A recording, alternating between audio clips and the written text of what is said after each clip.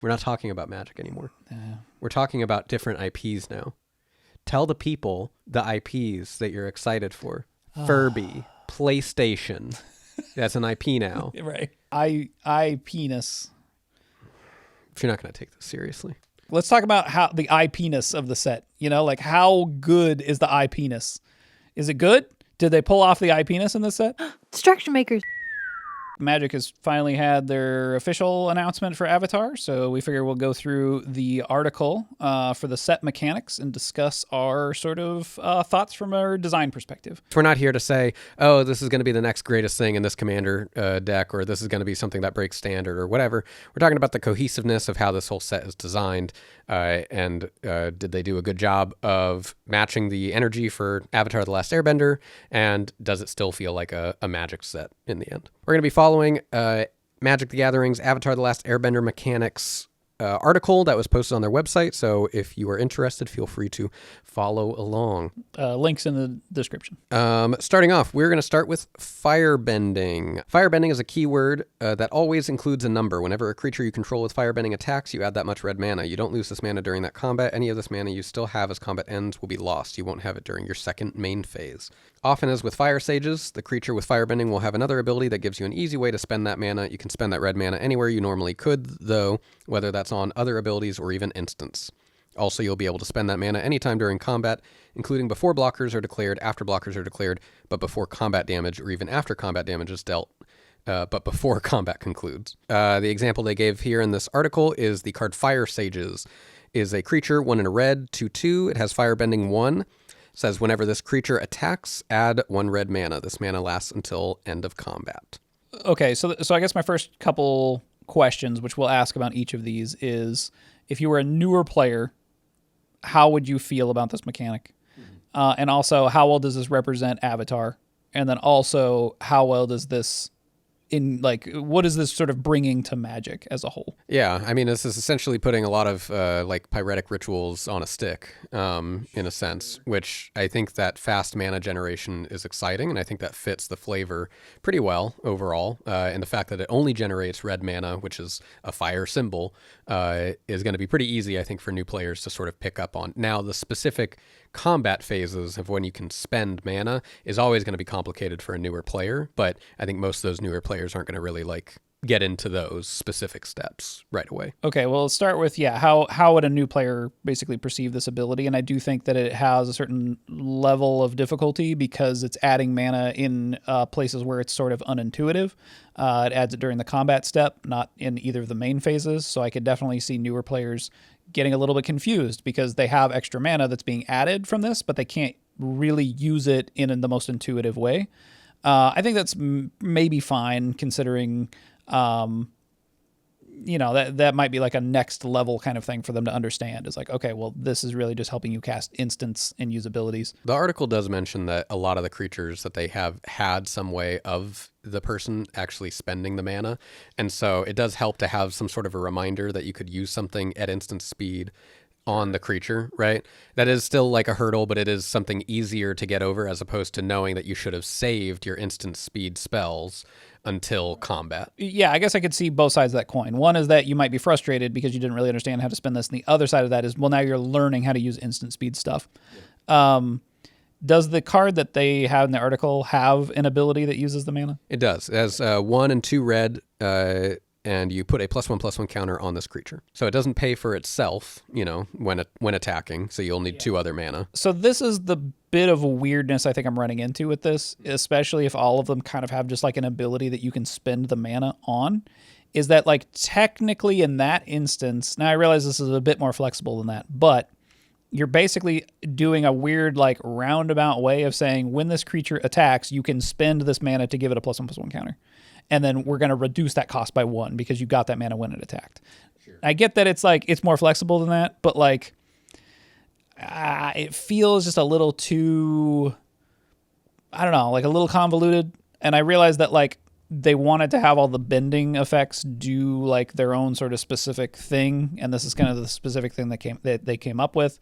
And if they lean too far into something this does damage when it attacks or whatever, then it's just doing a bunch of extra damage. And I think I like this mechanic quite a bit. I don't think I like it, not to bury the lead here, but I think this might be one of my favorite mechanics of the set. Honestly, because I think it's the only one that I found interesting. Okay. Only because I don't think that there's that many abilities that currently exist in the game that do something like this. It's very temporary red mana, which is not anything new, but having it be on this sort of attack trigger that's malleable and adjustable, I don't think has quite been done before. I could be wrong. So yeah, Rada Air to Killed is the first thing that kind of comes to mind here, is that like when she attacks, you had 2 red. She's also a mana dork, but she's in red-green. So this might have been inspiration from a long time ago that sort of ended up in this category. But yeah, you're right. It's not like a super common ability for things to have. And I think that's why, so far, at least when I've have glanced at the mechanics, that it seems to be that this is the one that has stood out the most to me. I do feel like at the same time, it's not exactly super like adjustable. You can't really take this mechanic and probably can't put it in that many other sets. I think it really probably just works in this set, and the set specifically designed for this mechanic in mind. I also think that it's very easy for this type of mechanic to go overboard, right? You're giving red has had mana generation in the past, and it's all temporary, but to this level of consistency of having temporary red mana, like obviously, yeah, it's on a creature and it's removable and interactable and stuff like that. Yeah, well, it's not like VV where you can kind of get the mana and use it whenever you want. Like you do have to plan ahead of time to be using it at instant speed and things, but yeah, we'll see. Some of this might end up being really good because, you know, things that give you a lot of extra mana usually end up being pretty good. But we'll see. I think it has interesting synergies with things like prowess and stuff too. So next up, we have Airbending. The card that they give as an example is Appa, Steadfast Guardian. It's 2 and 2 white. It's 3/4. Bison, ally, not ox. Bison. It has flash flying. When Appa enters, airbend any number of other target non-land permanents you control. Airbending is you exile them. While each one is exiled, its owner may cast it for 2 rather than its mana cost. And then whenever you cast a spell from exile, create a 1/1 white ally creature token. That's just a separate thing that Appa does. Okay, so, you know, I think as far as like airbending flavor goes, I'm assuming there's like, they can sort of like float them away and make it so they're non-functional for a while. And that all lines up, I think, with the flavor here. I think it's fine. I think that I was kind of disappointed to read this mechanic because we just got web slinging, which is not exiled, but it's to hand. Okay. And so there's like a little bit more stuff you could kind of do with web slinging. But I think it feels too similar. It feels... Yeah. Honestly, lately, it feels like a lot of White's general mechanic is just, there's a flicker. Like, it's a different form of flickering, but this is the flicker one. The thing I like about this one is that it can be used on opponent stuff or your own stuff, which I think is interesting. It makes it a little bit more versatile. So it is also kind of a slow flicker, right? Like we used to get with something like Astral Slide or whatever, when you'd flicker something out and it'd come back at the end of turn. And I feel like that kind of stopped doing that because it makes it so that you can remove your stuff and it can't be interacted by board wipes. So it's interesting that they gave this like, well, you got to play, you have to pay 2 to replay it thing. So it's a interesting, like there's kind of a drawback to it instead of it just sort of disappearing and then just coming back at the most convenient time. The thing I will say that I think is a little strange about this is that there's a lot to remember with this kind of being a keyword. It exiles and then you have to pay 2 again to play it later. And I realize that like some people are gonna be like, it's not that hard to remember. But when you're sort of being overloaded with a lot of stuff, and again, from a new player's perspective, having to remember that this is exiled and then later on I have to remember something to be able to play it again. Right. Oftentimes it just kind of gets forgotten and it just is exiled and they just sort of forget about it. Especially when there's, more and more and more effects like this, right? The more unique effects that have these very specific interactions that you have to remember makes it harder for you to remember it. Well, and something you brought up when we were discussing this before recording was it would be interesting if you could have done the airbend and then a number. So it's like, well, if I exile this, then it's play it again for 2 later, or it's played again for 4 or 6 or something later. But the problem is that you'd have to then specify which thing was exiled by what thing, and so you would know how much you would have to spend to play it again. So the design space ends up a little bit more limited to chunk the information better. Right. So I think it made sense to keep it a consistent number, but I think that they've been doing this a lot lately. It feels like, at least for maybe going on a year now, is that I feel like we had the year of Cruft design. That's where we made our video on Cruft. Lord And of the Rings it was being Lord of the it, Rings. yeah. It's the D&D set. It's there was something else too. There's a lot of different pieces of The Cruft. speed mechanic also is a little I mean, crufty. that's true. That came later, but yeah. But we had this year where a lot of their design was, it felt like they were pushing the boundaries of cards that are outside of the deck. Of can we reference things that aren't cards existing in the deck and then buy in a bit of complexity by having this other reminder text be outside of the game. And that's where you get stuff like the Ring Tempts You. And then now it feels like we're having this new year where they're getting these hyper specific interactions of mechanics. And so we're getting the one I always think of is we had Manifest, and then shortly afterwards had Manifest Dread. And like those two abilities are very similar, but slightly different in a way that you have to remember the very specific way that they're slightly different. Well, over time you can end up in a place where most of the elegant design space has kind of been figured out. This was the problem with Kicker, is that like once you do Kicker, it's sort of almost a peek too much under the hood, and it's like, well, everything is kind of Kicker, even if it's like, well, this Kicker is discard a card, this one is pay mana, this one is sacrifice a creature. It's all still sort of under the Kicker umbrella, when like, it didn't have to be that way. You could have named like discard a card Kicker something else, or sacrifice a creature Kicker or something else. And I think what the specificity in this thing that we're getting at is like, over so many iterations when you're doing the same thing, like Airbending is not just, it comes into play and exiles something. It needs to come into play, exile something, and then also do something else. Yeah. And that's when things start to get that level of sort of complexity creep that's kind of tough to deal with, especially for newer players. Yeah, not all abilities are doing this, but it seems to be that they're leaning more and more into that space. Well, I think it is difficult, right? You go from like, big swings of the mechanic, how do I say this? Like a large difference in kind, right? Where it's like, we had Shroud, Hexproof, and then Ward, I think might be one of the best examples of kind of what we're talking about, where like Ward ends up buying you that granularity that Hexproof and Shroud before it didn't really have. So now you have extra design space with, okay, well, we can make a 1/1 with Ward 1, or we can make a 1/1 with Ward 2, and those are different cards. Where before it'd be like a 1/1 with Hexproof, that's the it. Same thing, yeah. Yeah, I think inevitably it makes sense for them to have to go and explore beyond that. And I'm not even complaining necessarily about them exploring in that sort of cruftier space with the Ring Tempts You and having the reminder text be outside of the cards. And I think that even what they're doing here with Airbending is fine to start moving in that direction.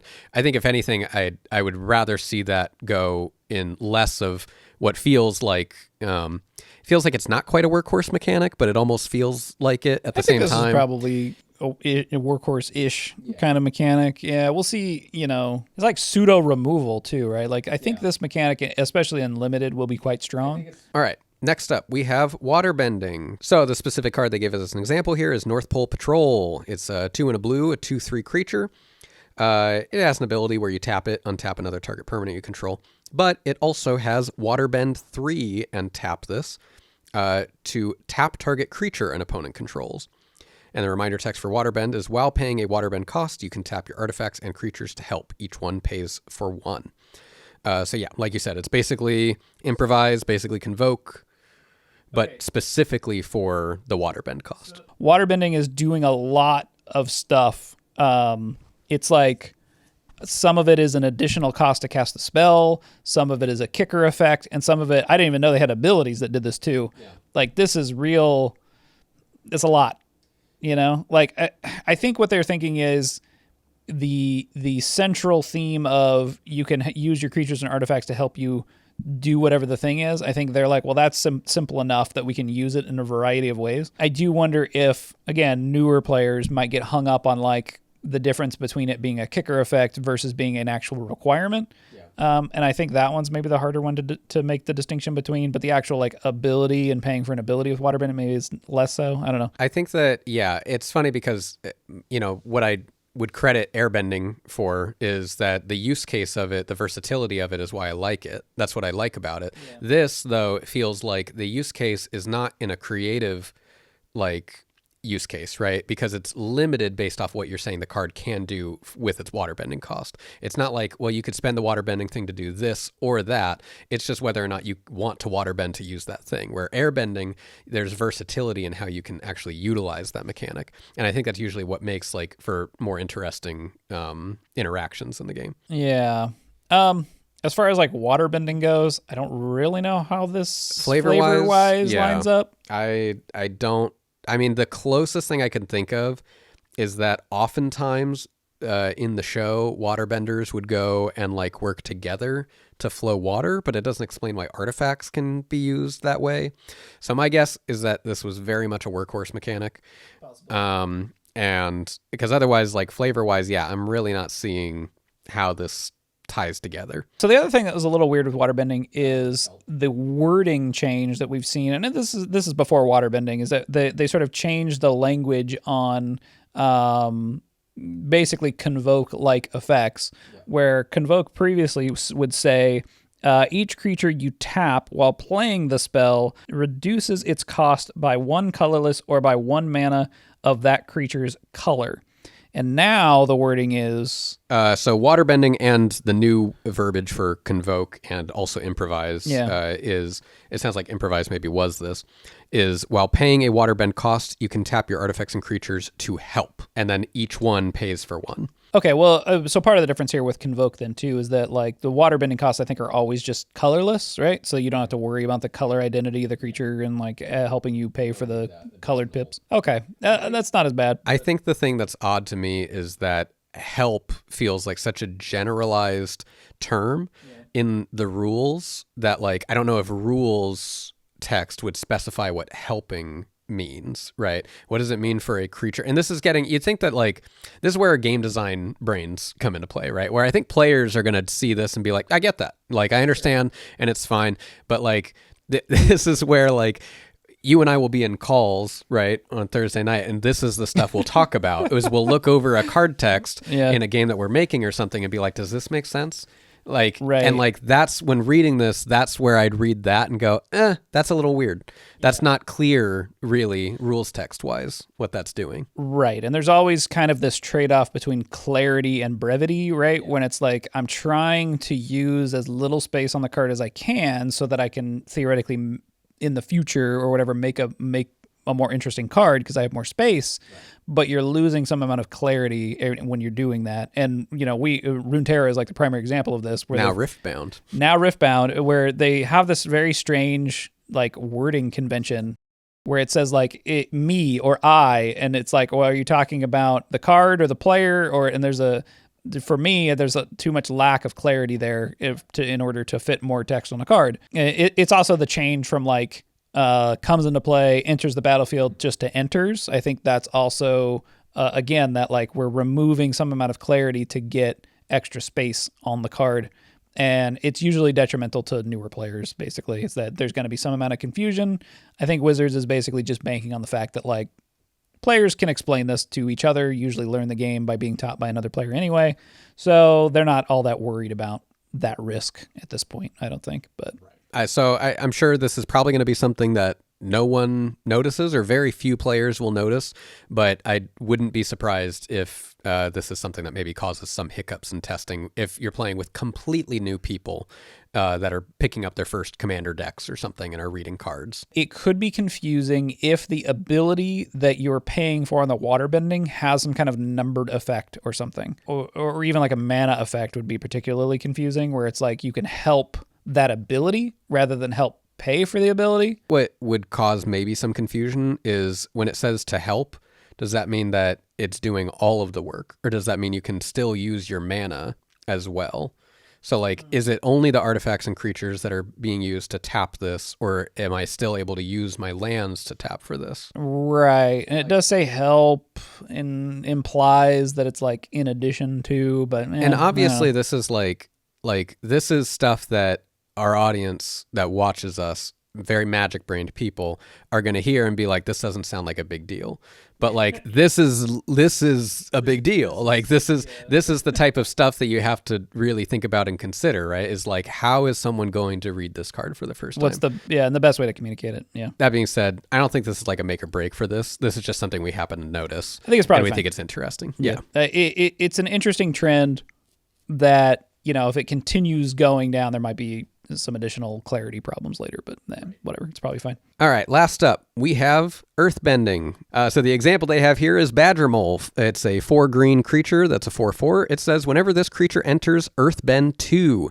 And what that means is that target land you control becomes a 0/0 dude with haste. That's still a land. And you put 2 +1/+1 counters on it because it's Earthbend 2. And when it dies or is exiled, you return it to the battlefield tapped. Oh, God. Yeah. Yeah, I mean, that makes sense because, like, you're going to turn your lands into creatures and then your lands are going to get nuked and you're going to be angry. It's a lot, but seems like, I guess it's funny. It's like, it seems like a good mechanic. Okay, so what's funny about this one is that this is, I think, what we might call like a Band-Aid, right? Where you have created an effect that causes some kind of like negative outcome. And then you're like, well, let's add in a little extra to make sure that negative outcome doesn't occur.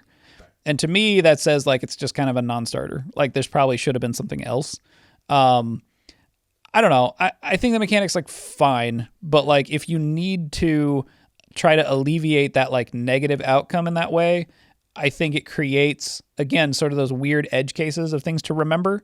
It's also like a down the road kind of problem. Again, with the Airbend has the same issue where you're basically saying like, well, I need to remember that in order for me to play this again, I need to pay 2 mana to do it. Here, it's like, well, I need to remember down the road that when this thing dies, it actually comes back to the battlefield. Right. And tapped. Sure. Right. If it wasn't tapped, it'd be real busted, I think. You could just make infinite mana pretty easy or something. Right. But I think that you're right. Yeah, it's basically... Yeah, they wanted to do this, I'm assuming, for the flavor. Flavor's fine. I think that it's fair. It's Earth coming to life. Earth coming to life and being used to attack with. So I think that makes sense. I think people that are coming from Avatar are going to see this, and that's going to be cool to them, especially if they're not used to these sort of like lands turning into creature abilities. I think that's exciting. But I think... Especially as a new player, you making lands and not registering that if it's a creature, it's going to die, and now I don't have that land, that is going to be a huge feel bad. So another way you could have handled this is like having it not stay a creature forever. Right. It could be just until end of turn or something. Yeah, like one of my favorite cards from way back in the day, like Rude Awakening, it turned all your creatures into 2/2s until like the end of turn. Yeah. So like you don't need to deal with this extra upkeep thing. So like, I don't know, maybe that's a better way to do it. But then again, it's like, okay, well, it comes into play, makes you a 2/2 or something. You just get to attack with it, and then it's gone. It's not right. I wonder if that's maybe like too strong, because then it just the removal, like you can't even go and target it afterwards. But you can use this as a blocker, and then like you block it, and then it's just your land again. So I don't know. Yeah, this one I think is probably my least favorite of the bunch, just because of the complexity and like the upkeep issue where you have to remember that it comes back and it comes back in tapped, and it's just a lot. I think it's a lot. I think it could have been simpler, but at the same time, I also understand flavor-wise why they chose this. Now, could there have been another flavorful option that is less complex? I mean, like, I think possibly. Unfortunately, it's like Earthbending has to do something with lands and probably animating them somehow, because that's what moving the earth is doing, right? Now let's bring back land destruction. Right, there you go. Blow up your own land. I guess it could have been something that gives you more mana. I guess, I don't know, but this does feel flavorful. It feels like it's fitting the flavor of the intended flavor of the mechanic. But I don't know. I'm kind of iffy on this one.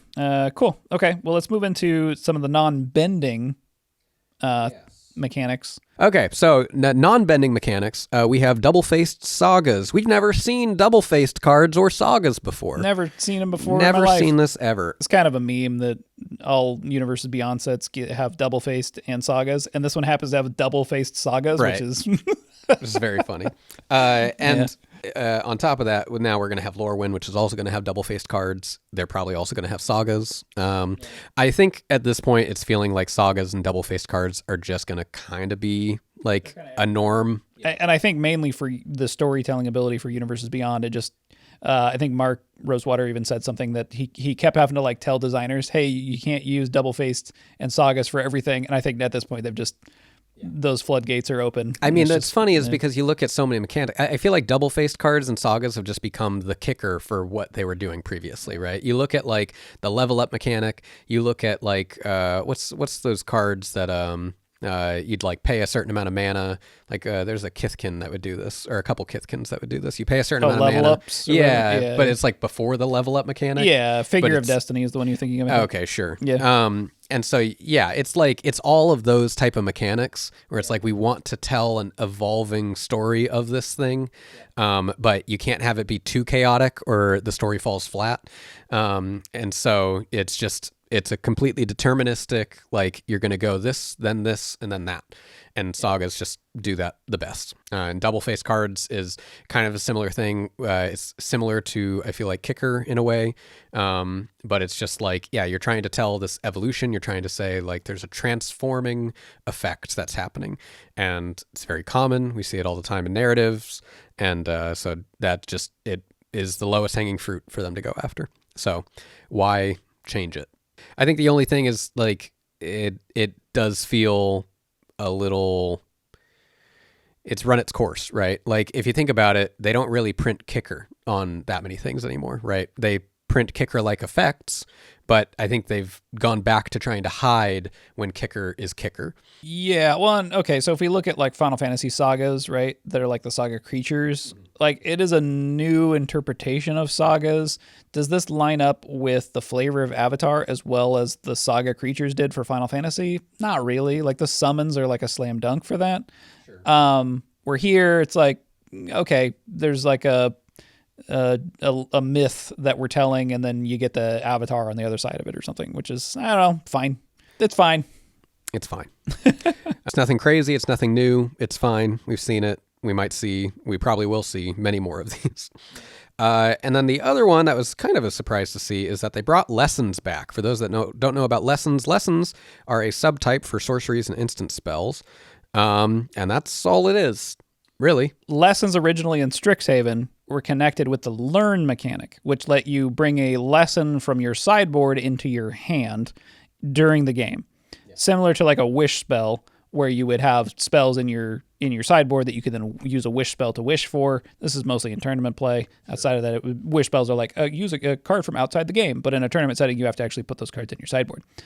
So lessons in Strixhaven were connected with learn, which is you would learn a lesson and then it would, like I said, put it in your hand. Right. Where here we have lessons, but we're not really sure how they're going to be used yet, aside from just being like a super type or a subtype, I guess a subtype of instants and sorceries, which is similar to like Arcane was in the original Kamigawa, which like is just kind of an additional keyword to trigger abilities off of. The example they give of something that plays off of lessons is there's card Aang, the last Airbender, that has the ability whenever you cast a lesson spell, Aang gains lifelink until end of turn. And so I think that the majority of cards we've seen so far, it doesn't seem like they have the learn mechanic tied to this, so they're just using it as this other opportunity to get some sort of additional effects, which is fine. This is actually something we talked about a long time ago, which is that they might need to lean a bit more into some of these what used to be considered parasitic mechanics to get extra design space.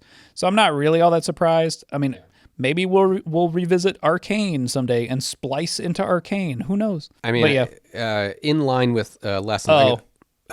Strixhaven set's coming out later next year or whatever. So these will be in standard together. So maybe these lessons will have crossover then rather than now. I don't know. We'll see. Also, learn could still be in the set somewhere. We just don't know. Did they say something about lesson in the article? No, they literally said, this is literally what it says. Lesson doesn't inherently have any special meaning. It's there so other cards can find it and give it meaning, which is really sort of poetic if you think about it. So it's another subtype, and yeah, like you said, we talked about previously in another video about how, they need to probably lean into these parasitic mechanics in order to bring some of these older set cards back into relevancy. On that note, we're getting a couple things back with this set. I'm jumping around a little bit in the article, but we're going to be getting shrines. Shrines are making a comeback. That's another subtype that's usually used for enchantments. I think certain creatures are shrines also as well. Also from Kamigawa. Also from Kamigawa. We're getting clues. Clues are making a comeback, which are fine. They seem kind of deciduous at this point. But. So clue tokens are coming back, and so are the ally subtype. Allies were used that's previously. That's interesting. Ally is weird. So part of me wonders if was ally from Lorwyn? No. No? Okay. Ally is from like... Where is ally from? What am I thinking? I'm thinking of rebels. I get it confused with all the like putting together a team mechanics, like the ones from D&D, where if you have like a wizard, a rogue, and a fighter or whatever in your party and that kind of stuff. So I don't know. It's again, this just feels like extra knobs. It's just knobs to add design space. Right. Yeah. Just ways of sort of separating out these different archetypes. Right. And then finally, the last mechanic that is already making a comeback, even though it came out not that long ago, in Aether Drift, is Exhaust. I did not think that they were going to bring this mechanic back. Well, when we talked about it, I was like, oh, they're kind of doing a play on words here, where it's like exhaust, like exhaust pipe, but also like exhaust is kind of just an agnostic term. I'm actually not all that surprised that it's back already. I guess I'm surprised because I don't know how much players liked it. I didn't really hear much about Exhaust. I think the biggest issue that I had, and I did hear a couple, anecdotally, a few people mention, is that it's just not super intuitive. Right, because it says like once per game, but then like you just bounce it and it's a different instance of it. You can do it again. Activate each Exhaust ability only once. Yeah, only once. Only once. Doesn't even say once per game. It just says only once. Right. So if it said once per game, then it would work the way that people think that it works. But if you flicker this creature, you get to do it again. You get to do it again. If you bring it back to your hand and play it again, you get to do it again. So yeah, it's a little unintuitive as far as like the ceiling of possibilities of what you could do with this ability. And so I think just as far as new players go, it's got to be probably a big hurdle for new players to grasp why it functions that way and why it reads like that. But yeah, otherwise, I guess it's fine. All right. So final thoughts. Is that it? That's everything? That's everything. Final thoughts on Avatar: The Last Airbender. You excited? You pumped? The set seems fine. It seems better than some of the other Universes Beyond sets we've seen lately, with, say, Spider-Man or Ninja Turtles, I think. It feels like a full-fledged set for the most part. The mechanics and interactions feel pretty siloed generally. In terms of like the water, like the bending stuff, that doesn't feel like a whole lot of like synergy between them, which like might be on purpose. I don't know. We'll see how like sort of the limited format plays out here. Yeah. Lessons just kind of seem like whatever. Might be a Strixhaven thing. Yeah, I don't know. Seems mostly fine. I'm glad that it feels like more of a set than what the other Universes Beyond ones have, but yeah, I think I'm in agreement. I think in contrast to what we've seen revealed so far for TMNT set and the aftermath of Spider-Man, mechanics wise, I'm happier with how this connects flavorfully, and I think that it fits the aesthetics a little bit better. It's hard to know if there's like a bias, because I can also see this universe function better with like the universe of Magic. Well, that's actually something we hadn't talked about yet. We'll try to sneak it in here at the end. But one thing we were a bit concerned about is the fact that like Avatar operates on like 4 elements, right? Air, fire, earth, and water. And Magic is 5 colors. So there was a weirdness in how do you kind of fill out that 5th color was questionable. And I think they've just kind of leaned into kind of the villainry part of maybe the Fire Nation stuff, and maybe a little bit of that bloodbending, or at least this is a big enough world that it feels like they can fill out a full Magic set. Yeah, which has been a problem. I was pleasantly surprised to see the amount of just random creatures, because the world of Avatar has lots of random ass creatures, that they're able to have and fill in the set and use as their sort of workhorse mechanics. We still ended up with 3 different Aang cards, but hey, that's not 30 Spider-Men. So good progress. Good, yeah. Progress. If you enjoyed listening to us talk about Avatar: The Last Airbender, and you want to listen to us talk about more IPs that you're super stoked for, please feel free to give us a little like and a subscribe, maybe a comment down below. You want to continue the conversation about Avatar or whatever, you can join the Discord. Link is in the description. Thanks for watching. We'll see you next time. Bye. Bye.